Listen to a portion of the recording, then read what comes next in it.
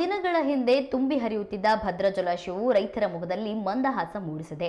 ಜಲಾಶಯಕ್ಕೆ 6,511 ಕ್ಯೂಸೆಕ್ ಒಳಹರಿವು ಬಂದು ಸೇರಿದ್ದು, ಹೊರಹರಿವಿನ ಪ್ರಮಾಣ 4,115 ಕ್ಯೂಸೆಕ್ ಆಗಿದೆ.